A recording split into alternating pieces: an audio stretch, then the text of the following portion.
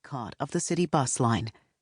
For 381 days, blacks either walked or arranged their own rides throughout the city rather than taking the bus. Reverend Martin Luther King Jr., the appointed spokesperson for the boycott, emphasized the importance of nonviolence by all participants. Following the lead of Montgomery, other protests took shape throughout the country: sit-ins, eat-ins, swim-ins, and more. Thousands of courageous people joined together to demand equal rights for all. The bus boycott ended on December 21, 1956, after the U.S. Supreme Court declared bus segregation unconstitutional.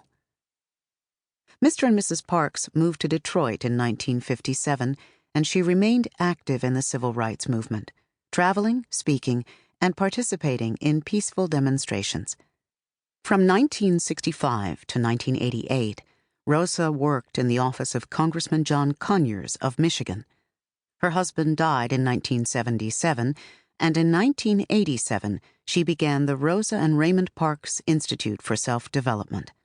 Its purpose is to motivate and direct youth to achieve their highest potential.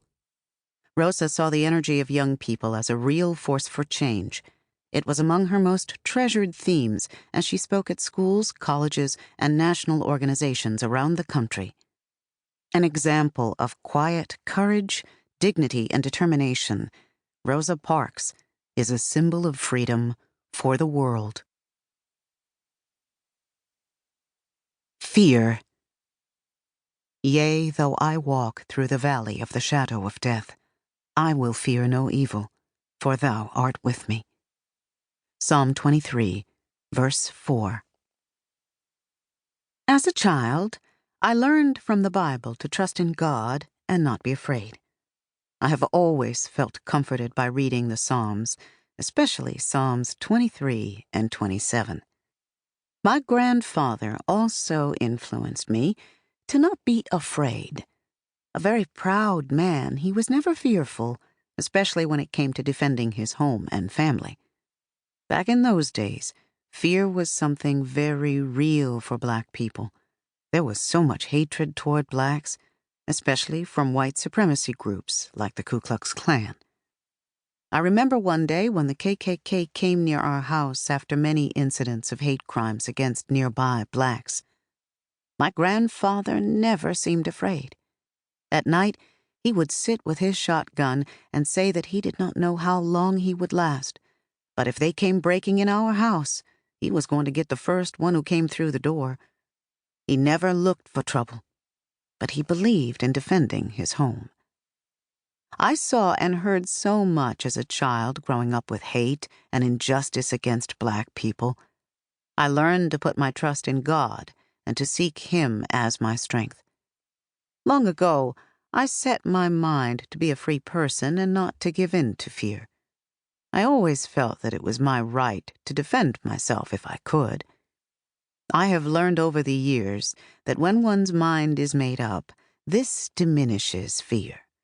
Knowing what must be done does away with fear. When I sat down on the bus the day I was arrested, I was thinking of going home. I had made up my mind quickly about what it was that I had to do, what I felt was right to do. I did not think of being physically tired or fearful. After so many years of oppression and being a victim of the mistreatment that my people had suffered, not giving up my seat, and whatever I had to face after not giving it up, was not important. I did not feel any fear at sitting in the seat I was sitting in. All I felt was tired. Tired of being pushed around, tired of seeing the bad treatment and disrespect of children, women, and men just because of the color of their skin.